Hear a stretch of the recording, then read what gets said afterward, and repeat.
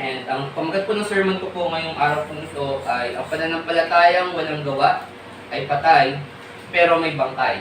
Okay? Ang pananampalatayang walang gawa ay patay, pero may bangkay. And obviously, ito po ay kinuha sa huling verse po ng James chapter 2. Sabi po ng for as the body without spirit is dead, so faith without works is dead also. Bilang mga Baptist, alam niyo po, ang ating po pamantayan or ating po standard sa pagdating po sa kaligtasan ay tayo po ay naligtas sa pamamagitan po ng biyaya, sa pamamagitan po ng pananampalataya. At ito po ay walang kahalong kahit na ano, wala po tayong kailangang idagdag, wala po tayong kailangang ibawas. Tama po.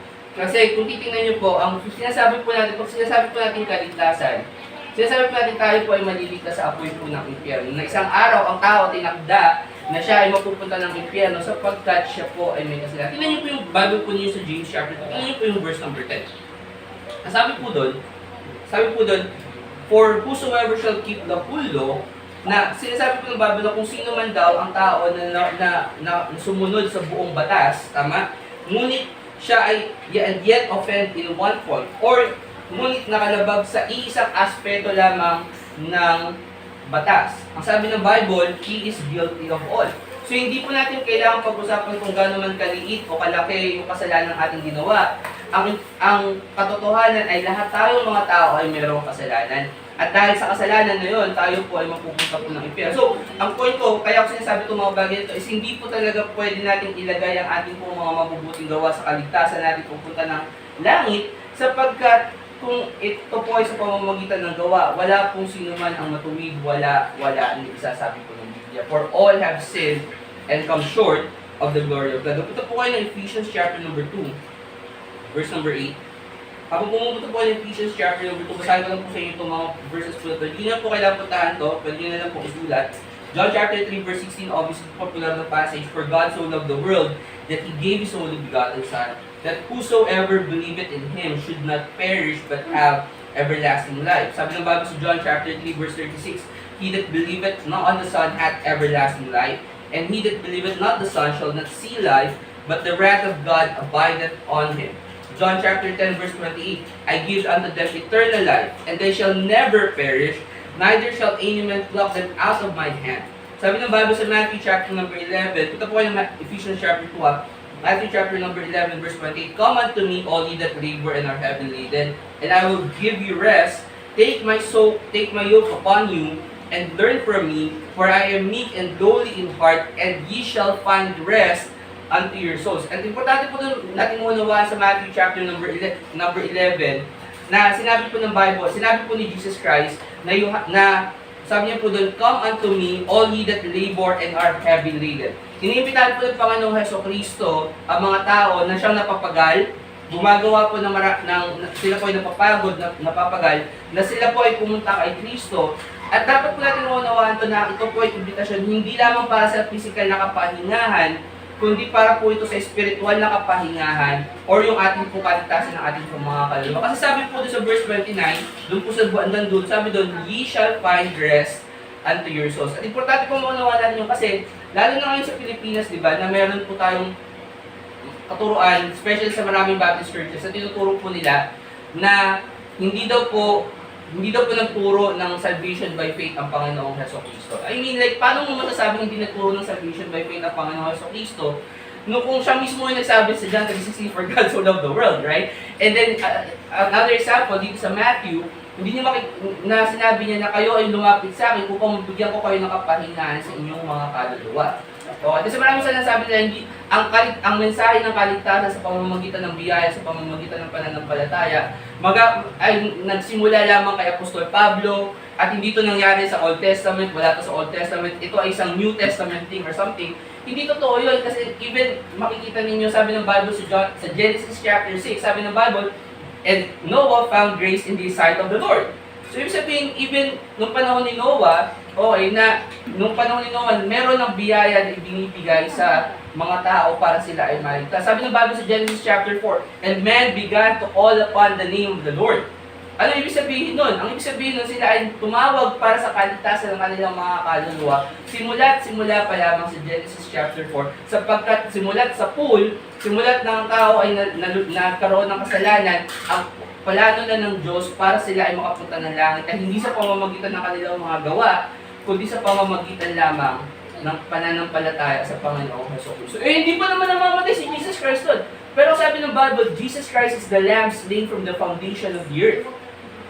At alam niyo mga kapatid, ito dapat natin maunawaan na hindi tayo Diyos. Okay? Hindi natin maunawaan yung konsepto ng Diyos. Okay? Or kung paano mag-isip ang Diyos, or kung anong emotion, or kung ano yung feeling na maging Diyos, kasi hindi po tayo Diyos. Okay? And usually, minsan, kapag may mga taong dinedebate ako patungkol sa, paano mo patutunayan yung Trinity, or paano mo patutunayan yung na si Jesus Christ ay Diyos, habang siya ay Diyos, siya ay tao. Paano mo patutunayan yung mga bagay? Simple lang sinasabi ko sa kanila. Okay, isipin niyo, parang gumawa kayo ng dalawang computer.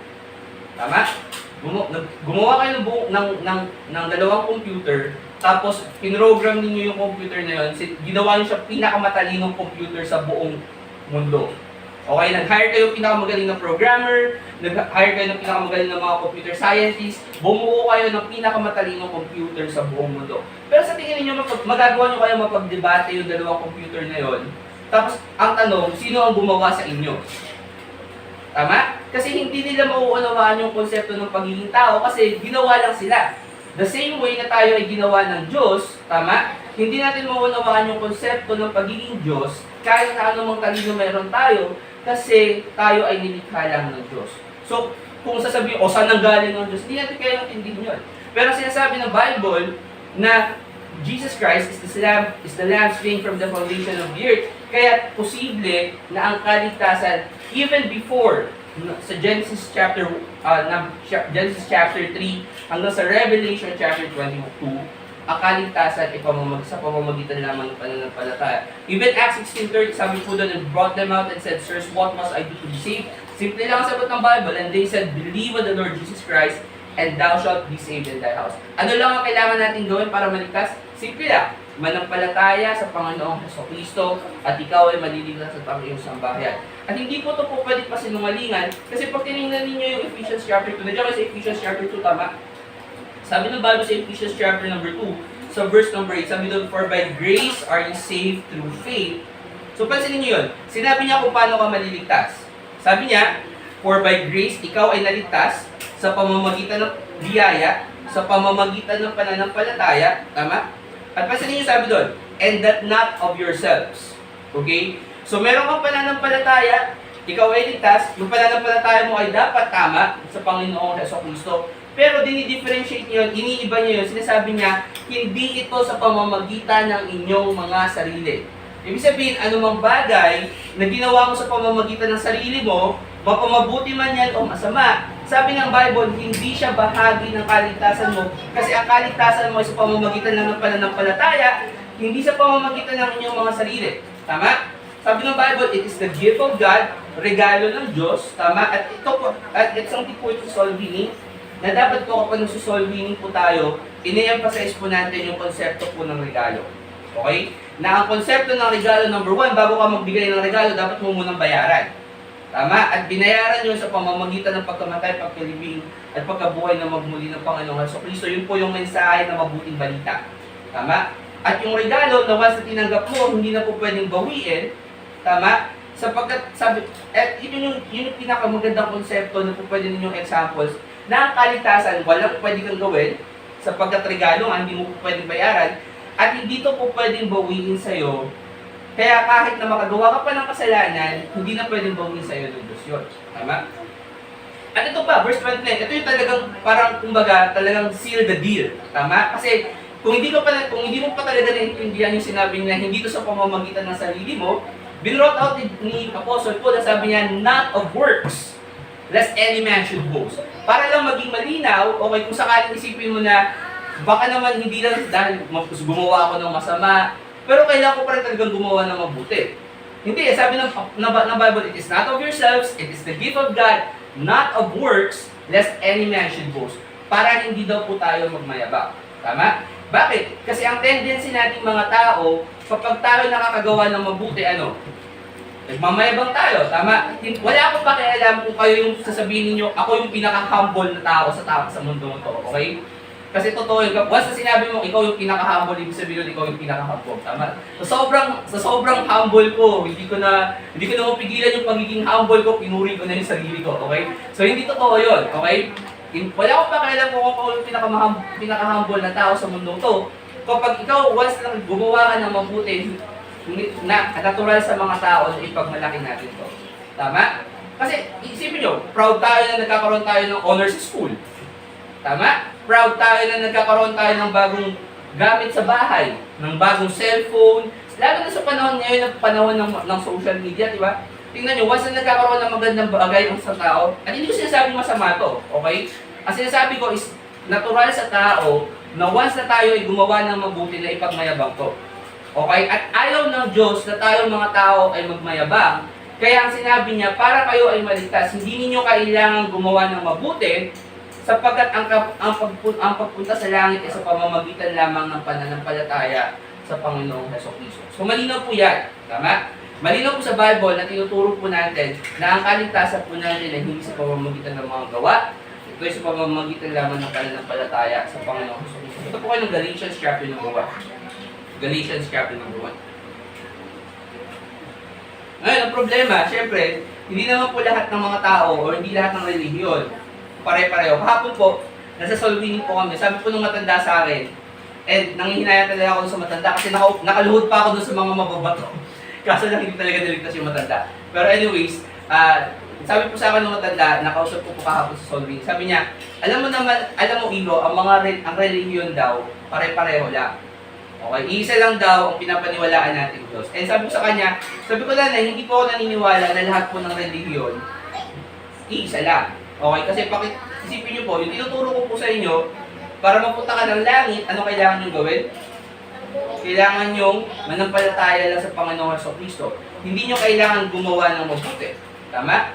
Pero isipin nyo itong mga relihiyon na to. Sabihin na natin napakaraming relihiyon. Pero isipin niyo, meron kang Catholic priest, meron kang pare, nang sasabihin nila sa'yo, kailangan mong gumawa ng mabuti para mapunta ka ng langit. Tama?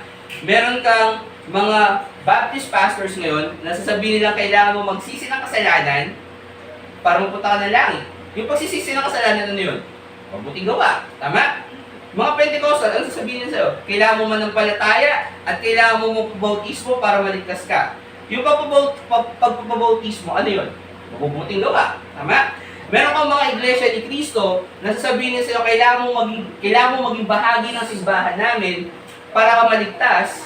Tama? Yung pagsisimba o pagiging bahagi ng isang simbahan, ano yun? Mabubuting gawa. Tama? At ito yun, meron kang mga CCF, mga victory type churches, na sasabihin nila sa'yo, hindi, tama. Ephesians 2:8 and 9, for by grace are ye saved through faith. Okay? Pero, kailangan yung pananampalataya mo may kasamang gawa. Okay? Kailangan yung pananampalataya mo, makitaan ka namin ng mabubuti mong gawa. Kailangan yung pananampalataya mo, nagre-reflect na magkaroon ka ng mabubuting gawa. Kasi kung hindi ka totoong nanampalataya. Okay? And ito yung sasabihin mo sa kanila. So, well, tingnan yung Bible, sabi ng Bible sa Galatians chapter 1. Sa Galatians 1 kayo? Tingnan nyo sa Galatians chapter 1 verse 9. As he said before, so say I now again, if any man preach any other gospel than unto you than that ye have received, let him be accursed. Bakit? Sapagkat itong mga sinasabi ng mga religion na sinabi ko sa inyo kanina, lahat ito ay isang panibagong mensahe ng gospel or ng ebanghelyo. Okay? Bakit? Kasi isipin niyo to. At minsan iniisip ko, ito yung hindi ko maunawaan sa mga tao. Tama? Kasi maraming mga so-called to speak na mga apologies. Tama? And isipin nyo, ang gospel, ano ba ibig sabihin ng gospel? Ang gospel, ang equivalent po niyan, mabuting balita. Magandang balita. Tama?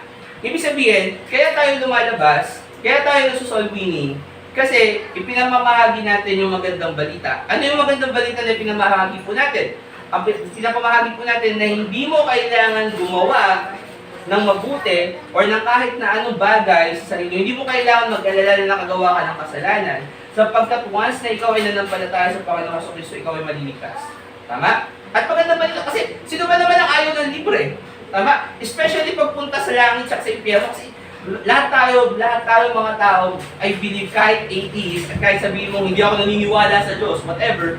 Okay, hindi ako naniniwala na ayaw nilang mapunta sa, or gusto nilang mapunta sa impyerno. Kahit yung nagtatapang-tapangan at sinasabi nilang, well, gusto ko, okay lang, makikiparty ako kay Satan sa impyerno.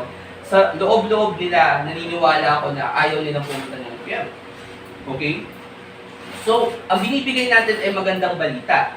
Pero, etong mga taong to, na mga apologies at lumalabas sila, gumagawa sila ng so to speak, soul winning, I mean, anong magandang balita doon sa kailangan mo magsisi ng kasalanan?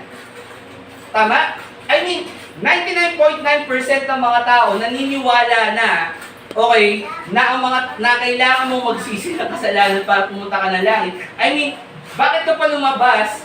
Tama, bakit ka pa nagpagod? Bakit ka pa nangatok ng mga tao? I-restore mo pa sila para sabihin yung isang bagay na alam na nila. Tama? Walang kwenta yung ginagawa nila. Okay? Kasi alam niyo kung bakit? Kasi yun ay another gospel. Okay? At ang sabi ng Bible, hayaan niyo silang sumpain sila. Okay? Hindi tayo dapat nakikipag-fellowship sa mga taong ito sapagkat sila ay nagpapahayag ng isang maling ebanghelyo.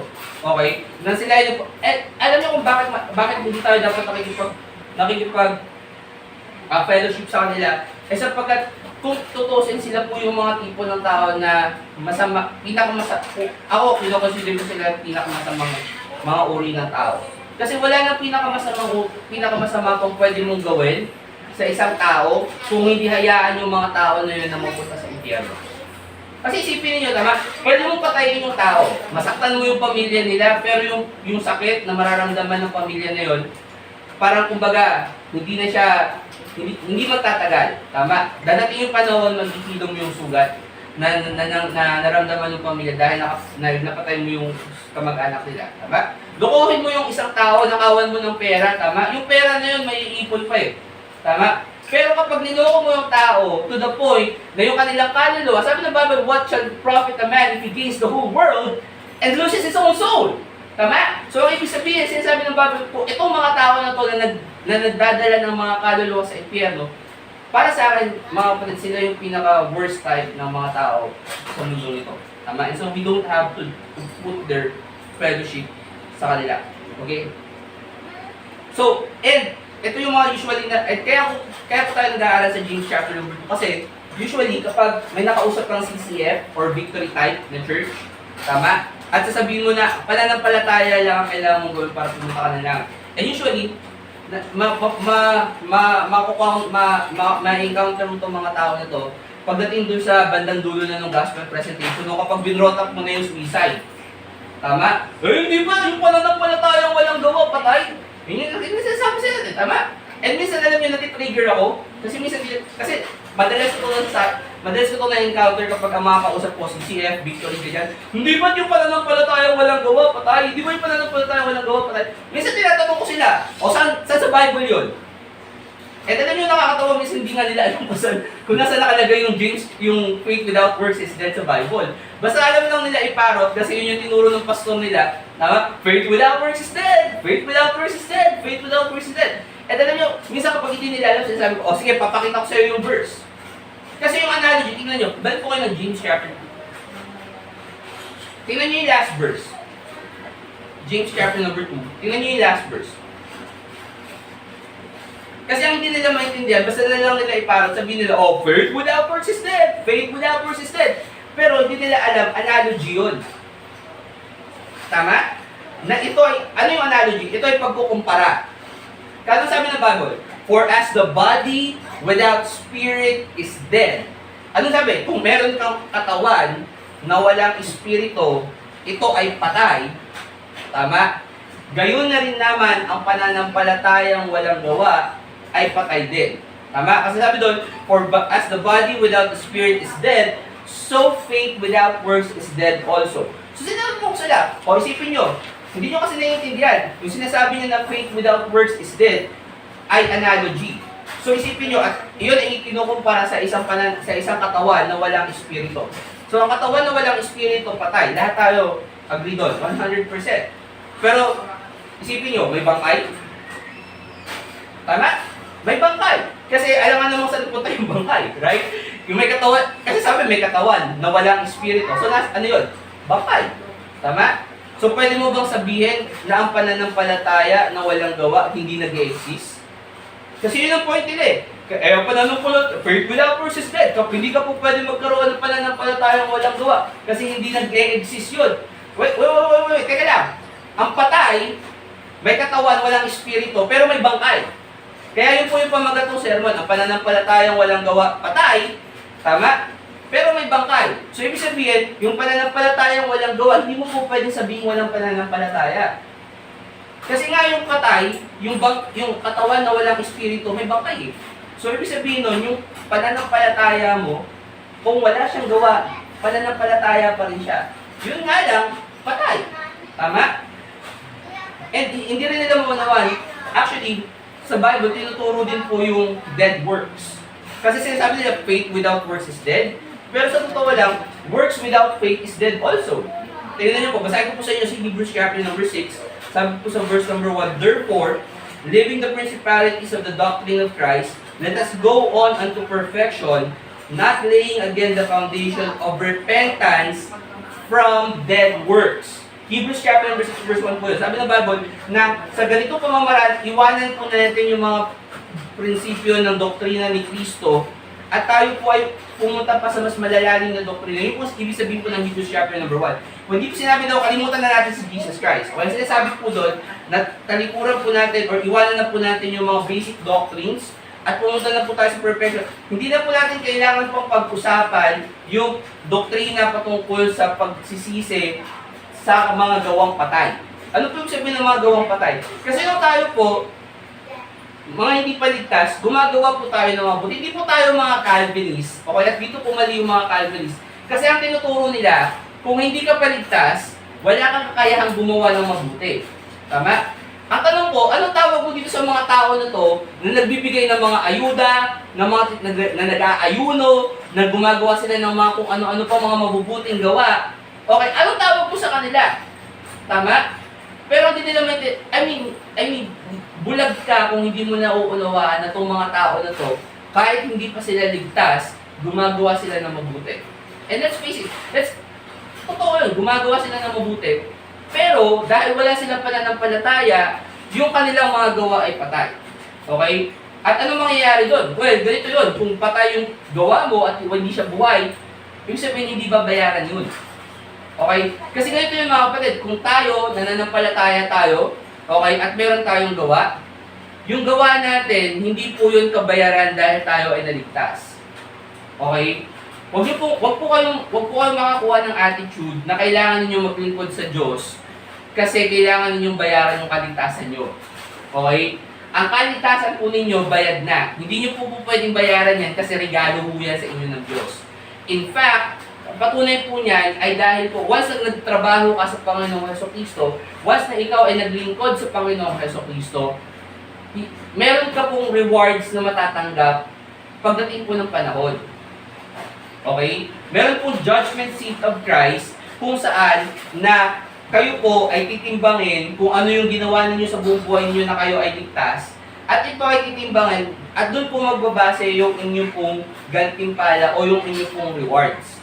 Okay? So yung ginagawa ninyo sa Panginoon ngayon, hindi po ito para bayaran yung kaligtasan natin. Okay? Hindi, yung pagpapagal po namin, para po pumunta rito, para po makapag-serve sa Panginoon, hindi po ito namin ginagawa para po bayaran yung kaligtasan namin. Kasi yung kaligtasan po namin, kahit anong gawin po namin, hindi po namin mababayaran yon. Okay? Ginagawa po namin ito para kami po, pagdating ng panahon, makakuha po kami ng mga rewards. Kasi po, gumawa po kami or naglingkod po kami sa Panginoon sa Kristo. Okay? So yun po yung punto po doon. Hindi po tayo maliligtas. Pero, yung mga tao na gumagawa ng mabuti, tama?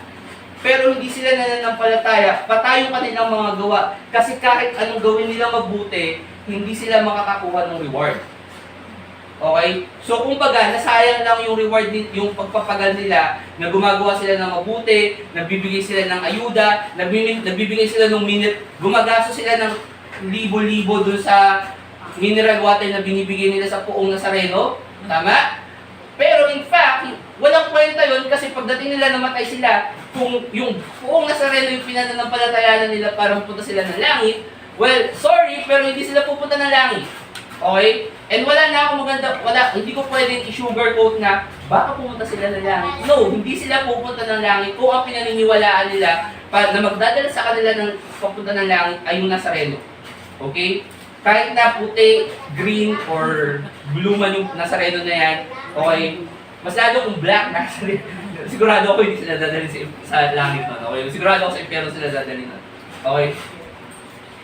Pero marami sa kanila hindi sila naniniwala na itong mga tao na to, hindi, kailangan mo pala ng palataya, walang gawa. And usually, ito yung solving tip. Kung kayo nakaranas ng ganito, minsan dinadala ko sila sa Romans chapter 4. Punta kayo ng Romans chapter 4 para makita po ninyo.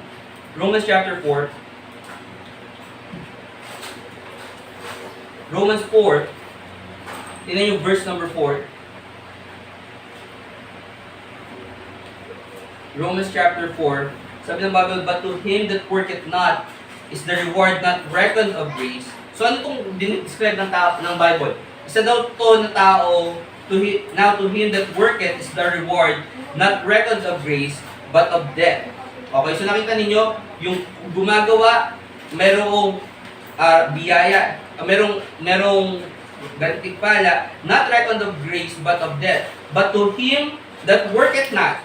Okay? So verse 4, binibigay niya, itong nagtrabaho, merong gantimpala. Okay, hindi ayon sa biyaya, kundi ayon sa pagkakautang. Bakit? Kasi so to speak, merong utang yung Diyos sa atin, kaya niya nga tayo i-reward pagdating sa judgment seat of Christ. Okay? Pero ang comparison is doon sa hindi gumawa. Tama? But to him that worketh not, but believeth on him that justified the ungodly, his faith is counted for righteousness. Ano sinasabi ng Bible? Na kung ikaw, wala kang gawa. Sabi ng Bible, kung ikaw may gawa, meron kang matatanggap na na gantimpala, at wag mong iisipin na ito ay biyaya, okay, kasi pinagpaguran mo yun. Sabi niya doon, but of death. Ito ay utang sa'yo na bibigay sa'yo ng Diyos. Okay? So to speak. At sabi ng verse 5, pino-compare niya yun sa isang tao na hindi gumawa. Okay? Pero, sabi ng Bible, kung hindi ka gagawa, yung pananampalataya mo na yun, yun yung bibilangin for righteousness. Ibig sabihin, i-consider ka pa rin ng Diyos na righteous kahit wala kang gawa. Kasi ang pagiging righteous ng isang tao, hindi siya nakabase sa kung ikaw ay gumawa o hindi. Nakabase siya sa kung ikaw ay nanampalataya o hindi. Brother Chris, akala ko ba pag gumagawa ka ng mabuti, righteous ka? So, oo. Okay? Kapag gumagawa ka ng mabuti, righteous ka, kaso nga lang, sabi ng Bible, there's none righteous, no not one. Okay? So, tayong mga tao, lahat tayo, hindi, kumbaga, meron tayong mga kasalanan. Pag tinignan tayo ng Diyos overall, hindi tayo righteous unless nakapag-nanampalataya ka sa Panginoong Jesucristo, yung righteous, at tinuturo ng Bible, yung righteousness ni Jesus Christ, yun yung ibibigay sa iyo ng Diyos. So ngayon, ang nakikita na ng Diyos is hindi yung pagiging unrighteous mo, kundi yung righteousness ni Jesus Christ na nasa sayo. Okay? Kaya, ang kaligtasan, hindi po siya base sa gawa, hindi nyo po kailangan gumawa ng mabuti para pumunta ng langit, ang kailangan nyo lang gawin ay manampalataya po sa Panginoon Jesucristo. Okay? So, malinaw po yan sa Bible. Nagpunta po kayo ng 1 John chapter 3. 1 John chapter number 3. Lahat po yun ay introduction. Ito po yung unang point ko po. Kasi sasabihin nila, well, pananampalataya, ang problema kasi sa ganito mga prinsip or mga doktrina na ang pananampalataya, tinuturing nila na ang pananampalataya walang gawa ay patay. Number 1, sinasabi nila na hindi ka po pwede magkaroon ng pananampalataya na wala kang gawa. Okay? Eh, sabi nga, faith without works. So, paano mo sasabihin na faith without works kung hindi naman nag-exist yung faith without works? Tama? Pero ang bottom line nila is kasi gusto nilang gamitin yung kanilang mga gawa bilang patunay na sila ay ligtas. Okay? Kaya ang sasabihin nila sa inyo kapag tinanong mo, o teka lang, nanampalataya ka ngayon, pero kapag nagpakamatay ka, saan pupunta yung kalo? Ay, hindi mo na pwedeng gawin yan! Kasi nanampalataya ka na eh. Okay, kapag nanampalataya ka na, hindi ka nagagawa ng masama. Kasi, ang tingin nila sa sarili nila, yung pananampalataya, yung gawa, ay patunay or ebidensya na ikaw ay ligtas. Okay? Ngayon, isipin ninyo to. Okay? Parang for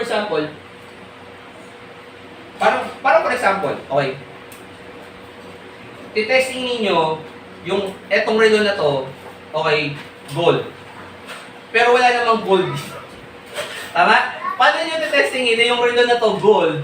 Okay? Kung wala naman ni katiting na gold na meron dito sa relo na to. Tama? Sa tingin niyo pwedeng gawin yun? Hindi. Bakit? So, ganun yung ginagawa nila. Ang ginagawa nila, yung pananampalataya na walang gawa, gusto nilang patunayan, gusto nilang bigyan ng ebidensya sa pamamagitan ng mga gawa. Eh, hindi mo nga pwedeng gawin yun kasi wala nang kasamang gawa sa pananampalataya nyo. Okay? Wala kasamang gawa sa kaligtasan nyo. So, therefore, hindi mo po pwedeng patunayan yung kaligtasan mo sa pamamagitan ng gawa mo kasi wala namang kasamang gawa sa pananampalataya. Tama? Basahin ko po sa inyo, punta ka ng 1 John chapter 2. Basahin ko po sa inyo yung Romans chapter number 11, verse 6. Sabi doon, for if by grace, so tandaan nyo, ang kaligtasan by grace. Sabi doon, for if by grace, then it is no more of works, otherwise grace is no more grace.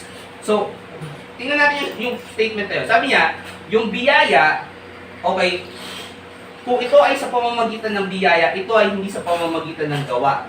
Kasi kung hahaluan mo siya ng gawa, sabi niya, yung biyaya, hindi na siya biyaya. Okay? Bakit? Kasi yung biyaya, hindi mo kailangan magtrabaho. Tama? Tapos, para ulit. Ito yung maganda sa Bible, di ba? Kasi minsan, kahit kapag hindi mo pa naiintindihan to, ewan ko na lang. Uulitin niya pa ulit. At kung sabi doon, but it be of works, kung ito ay sa gawa, okay, sabi niya doon, then it is no more grace. Otherwise, work is no more work. So, anong punto? Ang point number 1 is, yung gawa niyo, hindi niyo po pwedeng gamitin ebidensya ng inyong kaligtasan. Okay? Works will never be evidence for your salvation. Hindi mo po pwedeng patunayan na ikaw ay ligtas sa pamamagitan ng mga gawa mo. Okay? Hindi mo po pwedeng gawin yun. Okay, bakit? Kasi, ang kaligtasan natin sa pamamagitan ng pananampalataya. Sabi ng Bible, sa pamamagitan ng biyaya. So, sabi ng Bible, kung ito ay hahaluan mo ng gawa, hindi na siya magiging sa pamamagitan ng pananampalataya. At kung yung gawa mo, hahaluan mo ng pananampalataya, hindi na siya sa pamamagitan ng mga gawa. Okay? Now, usually titingnan nila, tingnan niyo itong example nito sa 1 John chapter 3. Tingnan niyo po sa verse number 14. 1 John chapter 3, so verse number 14. Now, ano po purpose ng book of John? Ng book of 1 John? Okay? Ang purpose po ng book of 1 John, isabi po ng ng chapter 1 verse 4, and these things write we unto you that your joy may be full. Okay? Ang purpose po ng 1 John ay libro po ito na isinulat ni Apostle John para po maging encouragement sa mga ligtas ng kapatiran para ang kanilang kaligayahan ay mabuo. Okay? So that your joy may be full. Yun po ang sinasabi po ng 1 John chapter 1 verse 4. So yun po yung purpose ng book of 1 John. Okay? Napunta po yung verse 3.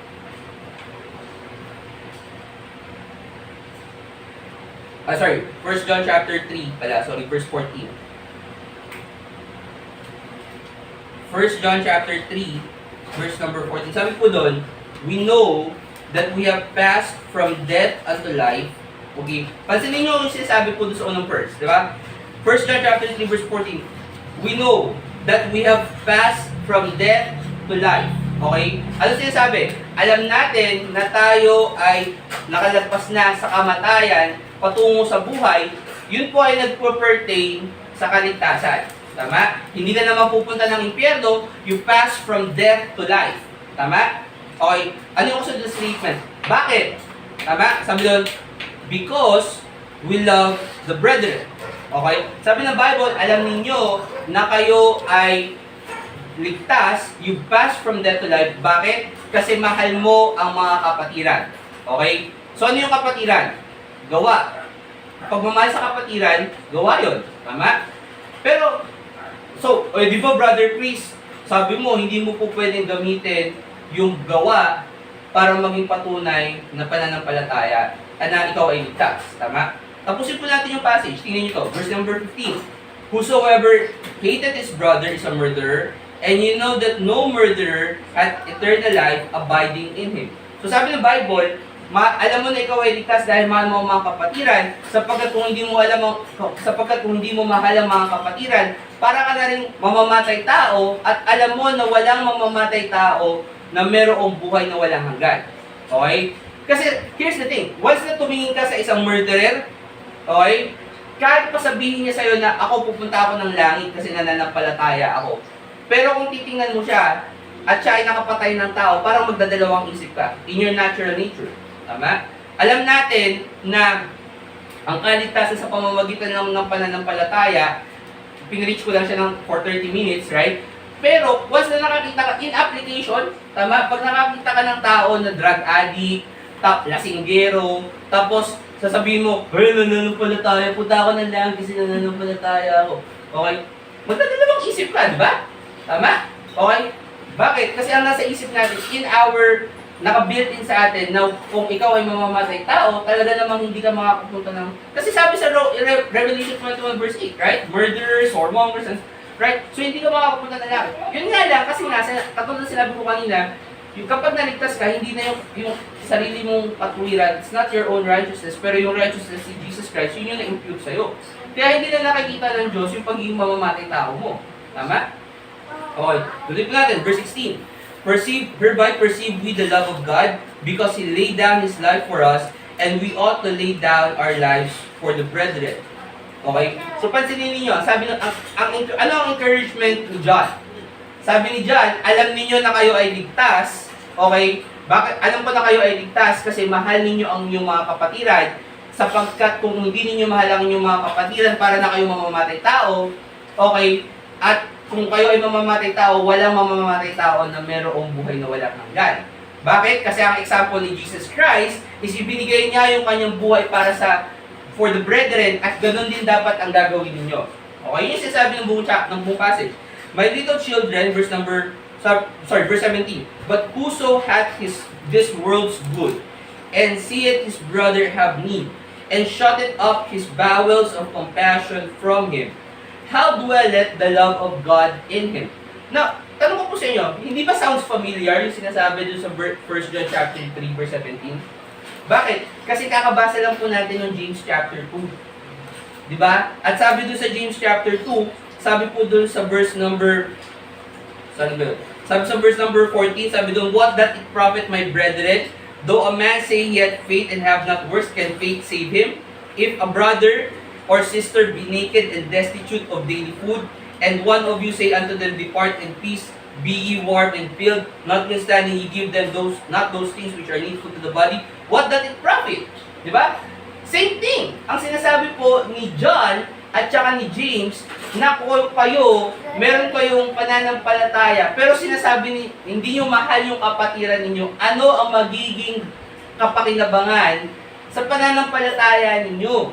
Kasi kung kayo ligtas, tapos hindi nyo naman mahal yung mga kapatiran ninyo, para na rin kayong mamamatay tao. Yun ang sinasabi po ni John, tama? My little children, verse 18, nasa 1 John chapter 3 po kayo, tama?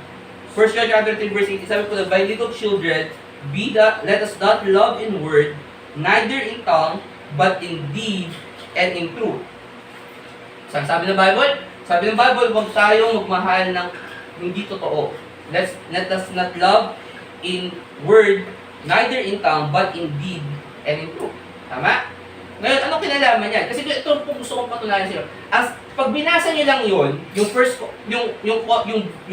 passage na yun, out of context, okay, pwede niyo sabihin, tingnan mo, Brother Chris, ang sabi ng Bible, hindi na kapag ikaw naligtas, you were passed from death to life. Kailangan patunayan mo yung kaligtasan mo sa pamamagitan ng pagmamahal mo sa inyong mga kapatiran. Gawa yun, di ba? Okay? Pero tingnan niyo yung sumunod na passage. Verse 19. And hereby, we know that we are of the truth, and shall assure our hearts before Him. Verse 20. For if our hearts condemn us, God is greater than our heart, and knoweth all things. Ano sabi ng Bible? And hereby, ito yung alam natin na tayo na sa katotohanan, alam natin na tayo ay totoo. Okay? Kasi kung ikaw ay totoong Kasi here's the thing, tama? Kapag nandito ka sa church, okay, nandito ka ngayon, okay, walang mag-iisip sa'yo na hindi ka saved. Tama? Kasi nandito ka sa church eh. Okay, mahal mo yung kapatiran. Nag-i-involve ka sa gawain. Walang mag-iisip na hindi ka saved. Okay? Kasi yun yung patunay mo. Tama? Pero tingnan nyo yung verse 20. Sabi doon, for if our heart condemn us. Ano yun? Kapag pag naramdaman mo na, teka lang, mukha yata hindi ako saved eh. Kasi hindi ako nagmamahal sa kapatiran. Tama? Sabi niya, sa verse 19, sabi niya, itong mga bagay na sinabi ko sa inyo, and hereby, we know that we are of the truth. Itong mga bagay na to na sinabi ko sa inyo sa una, ito yung magpapatunay na ikaw ay ligtas. Okay? Kasi kung nandito ka sa church, almost walang mag-iisip na hindi ka ligtas. Pero kung hindi mo ito gagawin, sabi ng Bible, kung ang puso mo, i-condemn ka, tama? Na hindi mo ginagawa to, hindi ka ligtas. Okay, ano sabi? God is greater than our heart and knoweth all things. Sabi ng Bible, kung sakali mo hindi mo to gawin, okay, huwag mong iisipin hindi ka rin ligtas kasi kung ang puso mo, i-condemn ka, yung Diyos, mas malaki sa puso mo at alam niya lahat ng mga bagay. Alam niya kung ligtas ka o hindi. Tama? Karamihan, sinasabi ko sa mga tao, isipin niyo kung kailangan ng gawa, tama? Kung ang pananampalataya, kailangan mong patunayan sa pamamagitan ng mga gawa mo, ibig mo bang sabihin na ang Diyos hindi niya alam kung sino ang ligtas at hindi?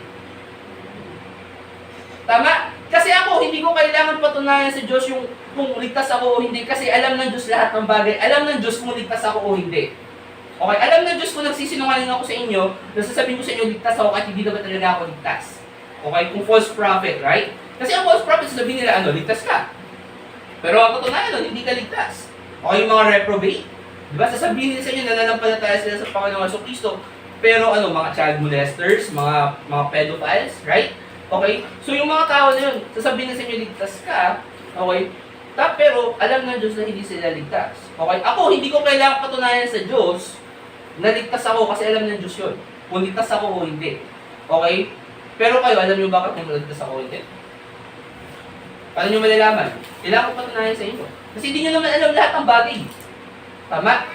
Hindi nyo kailangan, pero itong point ko, yung mabubuti ninyong gawa, okay, hindi nyo siya po pwedeng gamitin ebidensya kasi ito ay patunay lamang para sa mga tao, hindi para sa Diyos.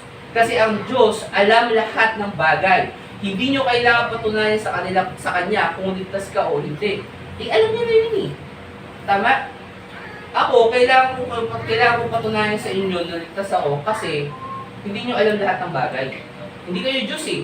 So kailangan, para masabi ninyo na ligtas ako, kailangan kong ipakita sa inyo na nagmamahal ako sa gawain, nagsusolving ako, gumagawa ako itong mga bagay na to, para masabi ninyo na ligtas ako.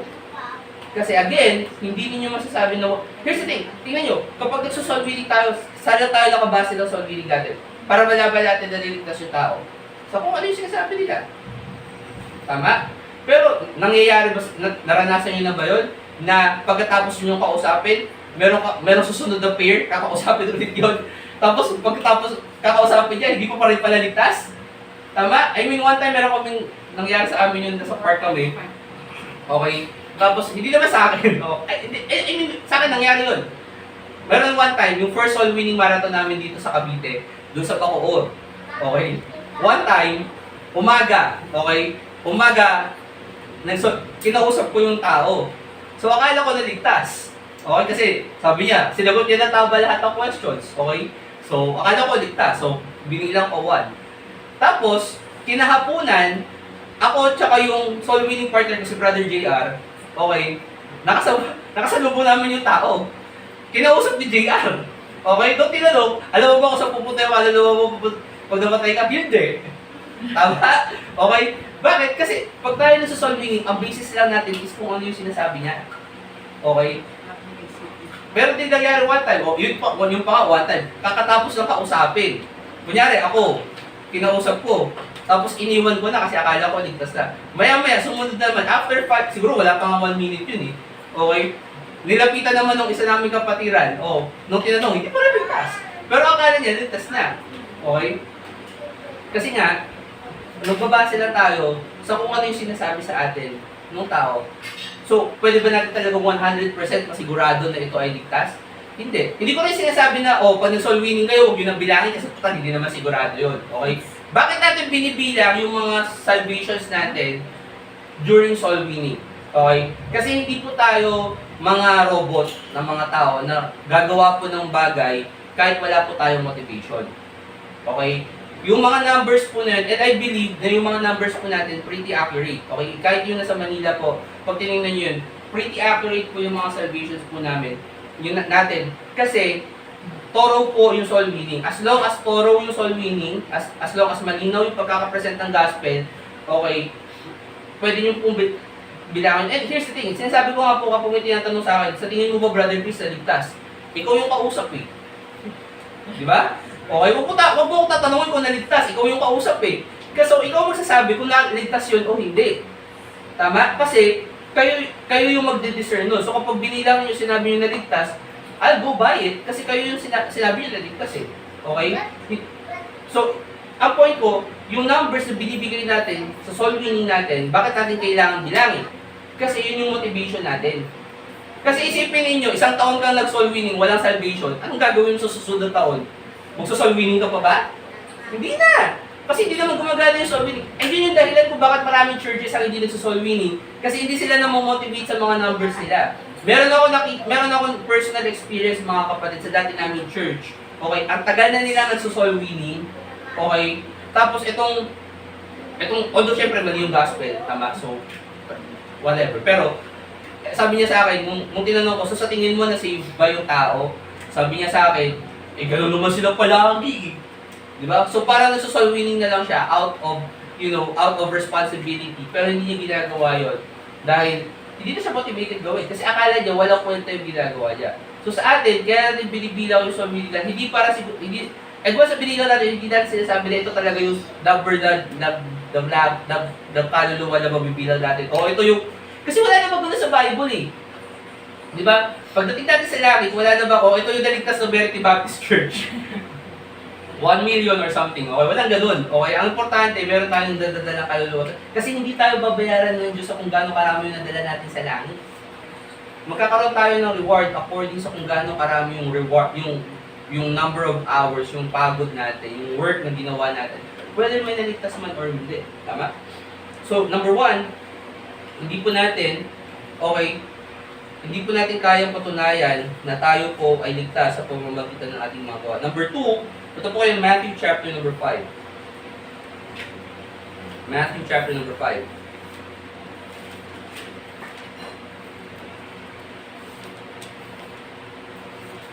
And medyo na-touch ko na rin po itong point po na to, pero gusto ko lang po sa inyo ipakita pa po lalo.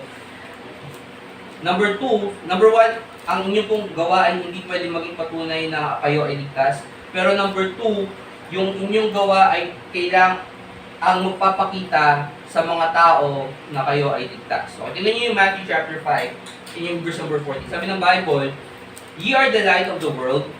A city that is set on a hill cannot be hid. Neither do men light a candle and put it under a bushel, but on a candlestick, and it giveth light unto all that are in the house." Okay, so sinasabi ng Bible na kayo daw ang liwanag, tayo daw bilang mga Kristiyano, tayo daw ang liwanag ng mundo. Okay? And kung titingnan ninyo kapag brown out, tama? Kunyari, kasi hindi naman natin to, ngayon kasi meron na tayong kuryente, okay? So hindi na natin masyado maunawaan yung konsepto ng pagsisindi ng kandila, tama? Pero kapag brown out at nagsindi ka ng kandila, tama? Hindi mo siya itatago. Tama? Kasi ang purpose mo ng pagsisindi ng kandila is para magbigay ng liwanag sa tahanan. Tama? So sinasabi ng Bible is kayo bilang liwanag ng Diyos, kayo ay naligtas, okay? Hindi para wala lang. Okay? Kasi kung titingnan ninyo, doon sa Ephesians chapter 2, sa verse 8, and hindi nyo na kayo pumunta doon. Pero sabi ng Bible kasi, sa verse 10, "And we are His workmanship, created unto good works that we should abide with them." So sinasabi ng Bible na merong ginawang pattern ang Panginoong Jesucristo na dapat nating lakaran pagkatapos nating maligtas. Okay? Kasi hindi ka naligtas para for the sake na maligtas ka lang. Okay? Napupunta ka na ng langit and so on and so forth. Okay? Naligtas ka sa pamamagitan ng pananampalataya. Okay, great. Pero yung kaligtasan mo na yun, kung ikaw ay responsableng tao, gagamitin mo yun. Okay? At may binigay na gawain ang Diyos para sa atin, okay, para tayo ay magliwanag. So, nung sinindihan tayo ng Diyos, so to speak, bilang mga kandila, sabi ng Bible, hindi tayo dapat magtago, hindi tayo dapat itago, kasi wala namang tao na magsisindi ng kandila para itago lang. Tama? In fact, sabi sa verse number 16, "Let your light so shine before men, that they may see your good works, and glorify your Father which is in heaven." Ano sabi ng Bible? Hayaan nyo daw na ang inyong liwanag ay magpatuloy. Okay? Let your light so shine. Bakit? Kasi para daw i-glorify nila yung inyong Ama na nasa langit. Bakit? Kasi yung mga mabubuti nyong gawa, although wala siyang bahagi sa inyong kaligtasan, okay, siya ang magpapatunay or siya ang magsasabi sa mga tao na kayo ay ligtas. Okay? Kasi sa pamamagitan lang ng mga mabubuting inyong gawa, masasabi na kayo ay ligtas. Tama? Tingnan niyo sabi ng Bible sa Titus chapter. Punta kayo James chapter 2. Balik po kayo James chapter 2. James chapter number 2.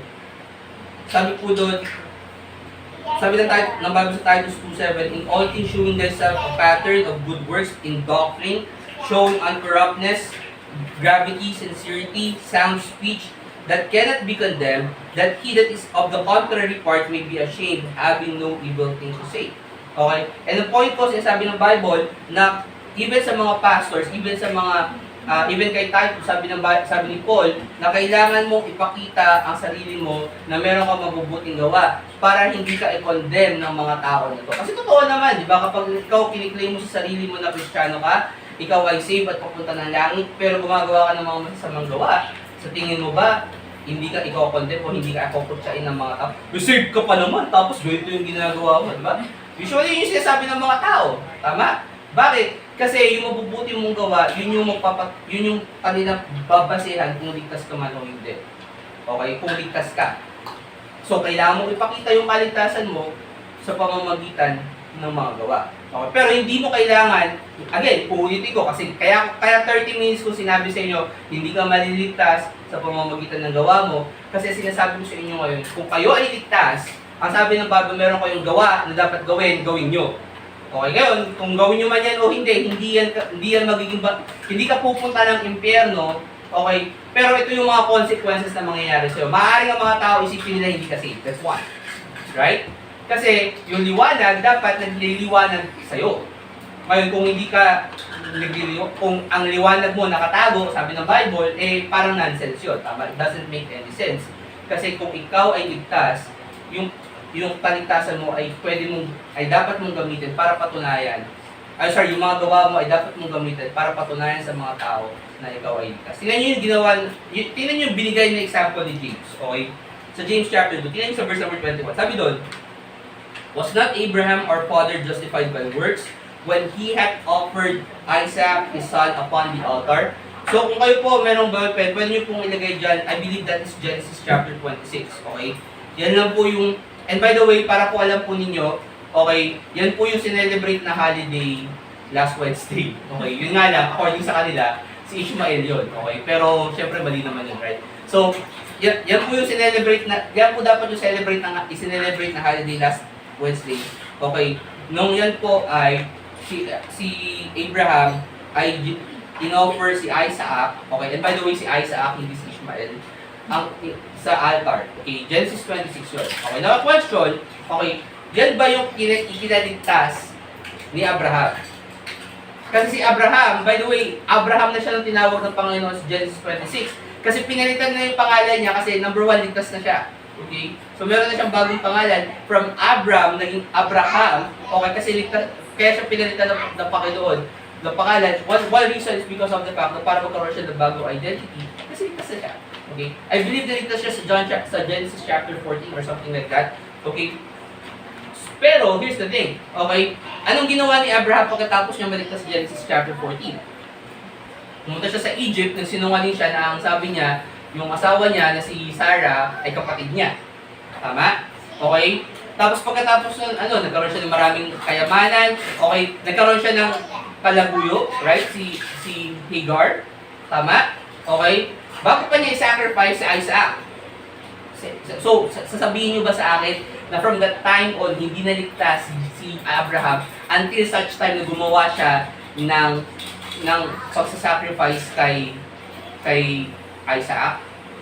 At ito sinasabi nila, di kailangan mong patunayan yung pananampalataya mo sa pamamagitan ng mabubuti mong gawa. Ito, sasabihin ko na po sa inyo, yung story, yung kwento po ng pagsasakripisyo ni Abraham kay Isaac is a perfect picture of God the Father sending His Son to die for our sins. Tama? Yun po ang spiritual application na yun. Okay? Pero tingnan nyo in a physical sense. Okay? Sasabihin nyo ba talaga na, here's the thing, ang sabi ng Bible, God tempted Abraham. Tinetest lang ng Diyos si Abraham sa panahon na to. Ibig sabihin, hindi talaga intensyon ng Diyos na isacrifice ni Abraham si Isaac. Pero, isipin nyo in a physical sense, sasabihin nyo ba talaga na mabuting gawa yun? Na yung anak nyo, isasakripisyo nyo at papatayin ninyo? Kasi ito po ito, sasabihin nila, kailangan mong patunayan ng pananampalataya mo sa pamamagitan ng mabubuti mong gawa. Ang binigay na example ni James ay isang tao na papatayin yung anak niya. Pwede yung ba sabihin mo mabuting gawa yun? Hindi. Bakit? Kasi hindi naman kayo maliligtas sa pamamagitan ng mabubuti yung gawa. Okay? In fact, in the flesh, in the physical sense, hindi po normal na isacrifice yung anak napapatayin ng ama yung anak. Okay, and by the way, hindi yun ang ginawa ng Panginoon ng Diyos. Kasi ang ginawa ng Diyos, isinugo niya si Jesus Christ. Hindi po yung Diyos Ama ang pumatay kay Jesus Christ.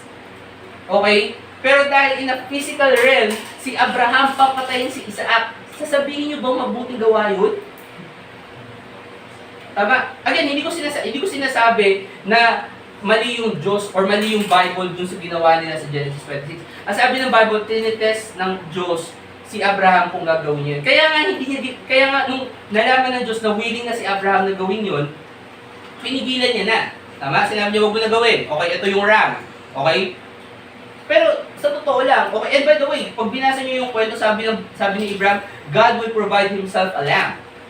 Tama? So alam ni Abraham, merong notation si Abraham na hindi niya talaga isa-sacrifice si Isaac kasi ang sabi niya, yung Diyos ang bibigay ng lupa. Tama? Okay, so whether ano man yung intention ni Abraham kung bakit sinabi yun, ang point, hindi talaga naman isa-sacrifice si Isaac. Pero kung iisipin nyo in a physical sense, masasabi nyo ba mabuting gawa yun? Tama? Kasi itong mga tao sabi pa, nung patunayan mo yung pananampalataya mo sa pamamagitan ng mabubuti mong gawa. Yung binigay na example, hindi naman mabuting gawa eh. Tama? O bigyan ko pa kayo ng isang example. Sino yung susunod na example? Rahab. Di ba? Verse number 25.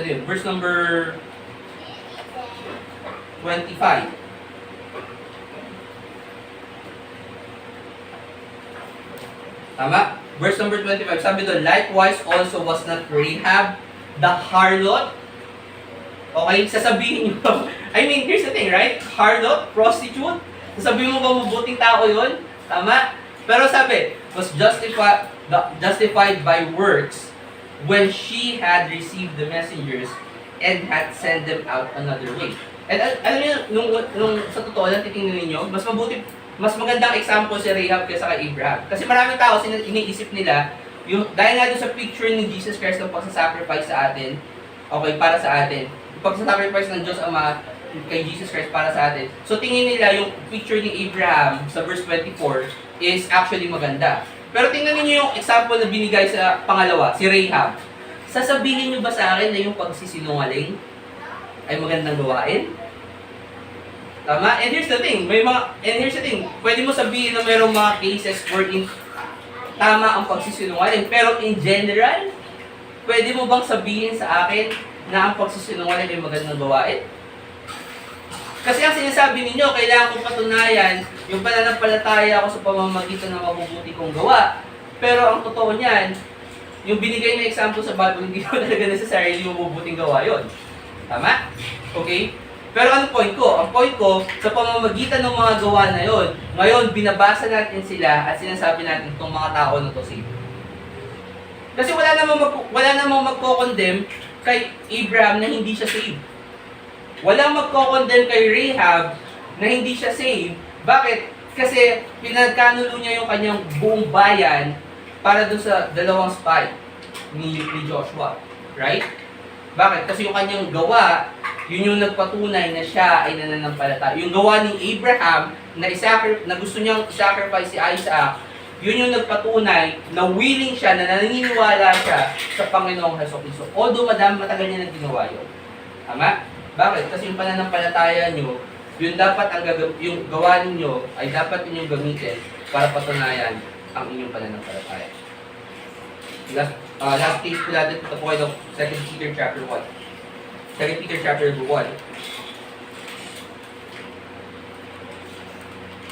Okay. So, una po lahat, sinabi ko po na pananampalataya ay ang gawa ay hindi pwedeng gamitin bilang ebidensya ng inyong kaligtasan.